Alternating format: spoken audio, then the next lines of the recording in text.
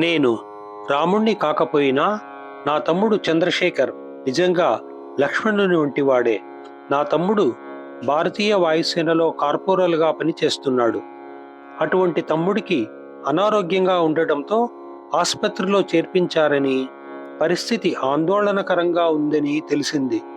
అందుకే వెంటనే నా తమ్ముణ్ణి చూడటానికి కలకత్తా నుండి వచ్చాను.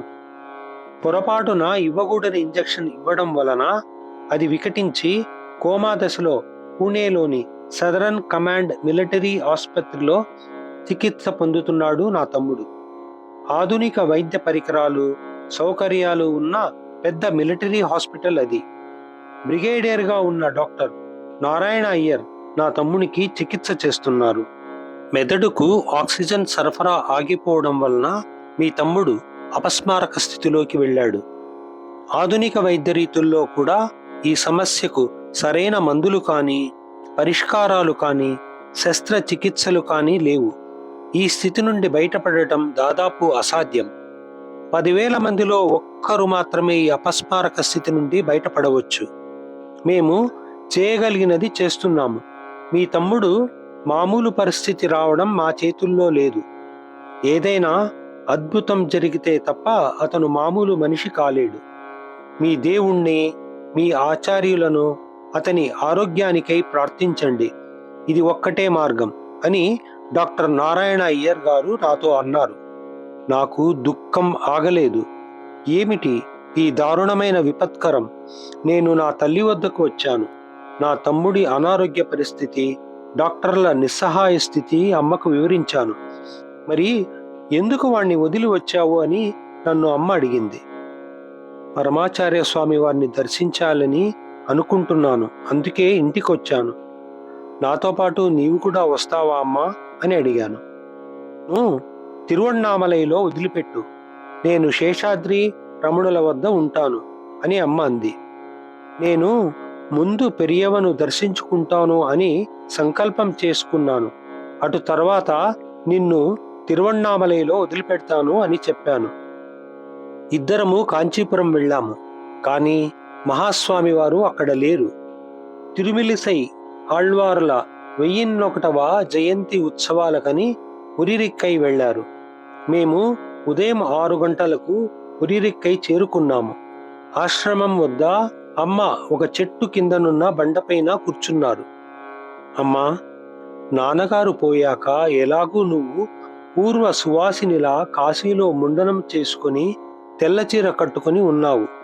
నువ్వు కూడా పరమాచార్యుల దర్శనానికి రావచ్చు కదా అని అడిగాను. లేదురా, నేను రమణులను, శేషాద్రిని తలుచుకుంటూ ఇక్కడే ఉంటాను. నువ్వు స్వామివారి దర్శనం చేసుకున్న తర్వాత నన్ను తిరువణ్ణామలైకి తీసుకుని వెళ్ళు అంది అమ్మ. ఆమె సమాధానంతో కాస్త చిరాకు పడి, కావాలనే పరమాచార్య స్వామి వారి దర్శనం చేసుకోకుండా ఉంటే భగవాన్ రమణులు, శేషాద్రి స్వామి వారు నిన్ను అనుగ్రహిస్తారనుకుంటున్నావా అని అడిగాను. చూడు, నాతో వాదించకు. నువ్వు వెళ్ళి దర్శనం చేసుకో. నిన్ను నేను అడ్డుకోవడం లేదు కదా, నేను ఇక్కడే ఉంటాను అని అమ్మంది.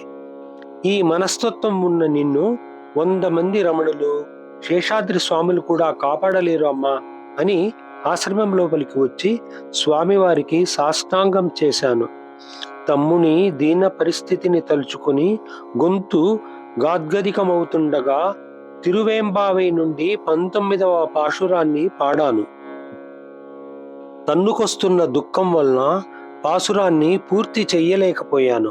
ఒక క్షణం పాటు నా తత్తరపాటును గమనించి పాసురాన్ని పూర్తి చెయ్యి అన్నారు స్వామివారు.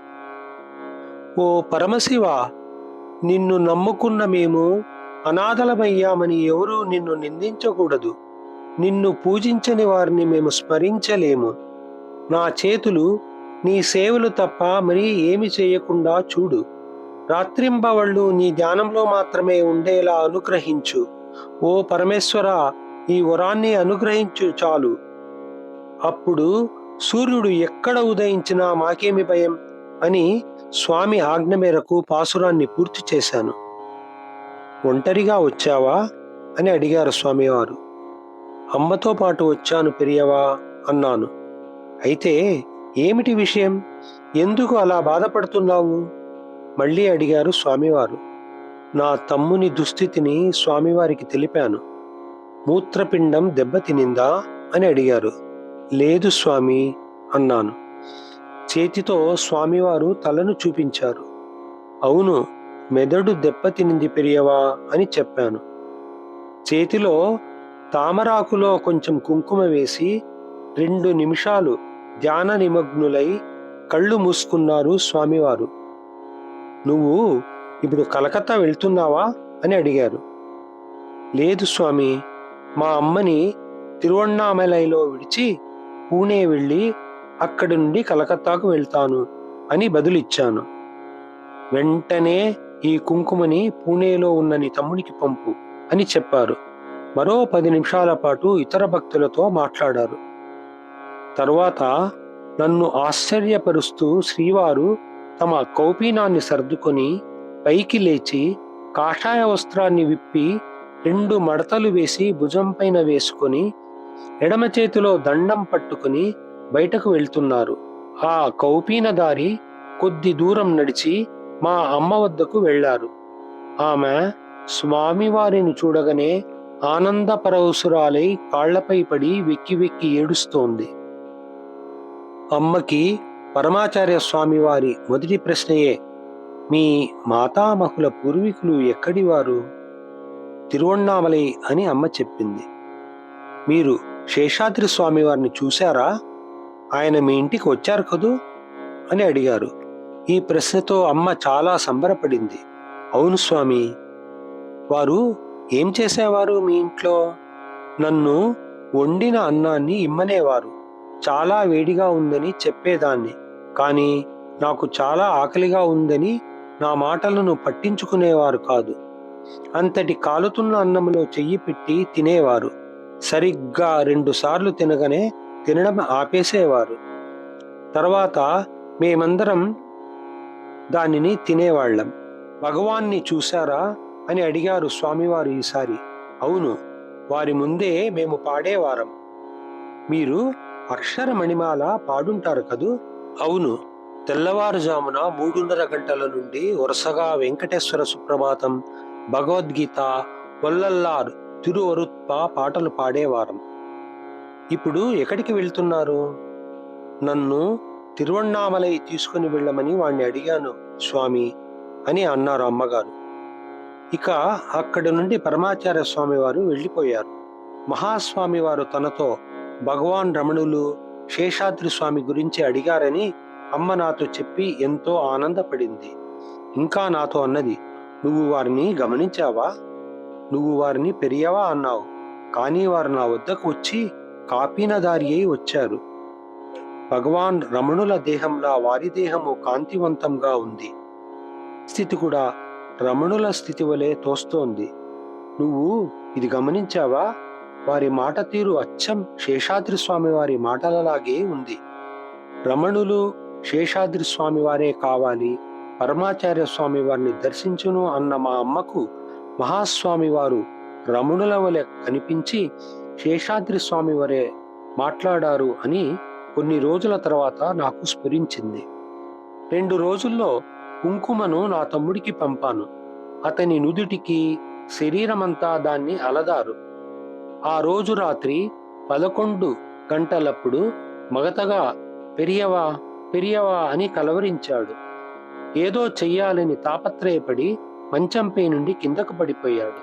ఏడుస్తూ, ఓ నేను పాపిని, సాష్టాంగం చెయ్యలేకపోతున్నాను, వారు వెళ్ళిపోతున్నారు అని అన్నాడు. అక్కడకు పరమాచార్య స్వామి వారు వచ్చారని, ఆపాదమస్తకం 2-3 సార్లు తనని తీక్షణంగా చూశారని, వారికి నమస్కరించడానికి తన శరీరం సహకరించలేదని మా తమ్ముడు నాతో చెప్పాడు. అవును, నిజం, నేను పరమాచార్య స్వామి వారిని ఆసుపత్రిలో నా పక్కన చూశాను అని అన్నాడు. నా తమ్ముడు మెల్లగా కోలుకున్నాడు. పూర్తి అపస్మారక స్థితిలో ఉన్న నా తమ్ముడు మాట్లాడటం, మామూలు పరిస్థితికి చేరుకోవడం సదరన్ కమాండ్ ఆసుపత్రి వైద్య బృందాన్ని ఆశ్చర్యానికి గురి చేసింది. ఈ మహాద్భుతం ఎలా జరిగిందో వారికి అంతు పట్టలేదు.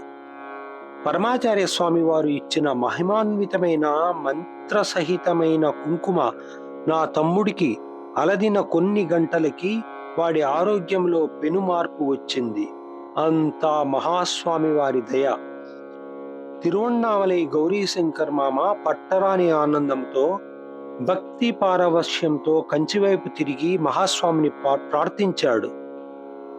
కరుణాకరి కృపా కటాక్షి కామాక్షి రూపం కంచి కామకోటి పీఠాలంకృత యతీశ్వర శ్రేష్టం సృష్టి స్థితి సంహార తిరోదన అనుగ్రహాది పంచకృత్య కారణ బ్రహ్మం అఖిల లోక గురు అవ్యాజ కరుణామూర్తి అస్మత్ ఆచార్యం శ్రీ చంద్రశేఖరేంద్ర సరస్వతి చరణారవిందం సదా శిరసా నమామి. సదాచార సద్గుణ చిత్తశుద్ధిప్రతం. చంద్రశేఖర చంద్రశేఖర చంద్రశేఖర పాహి మాం.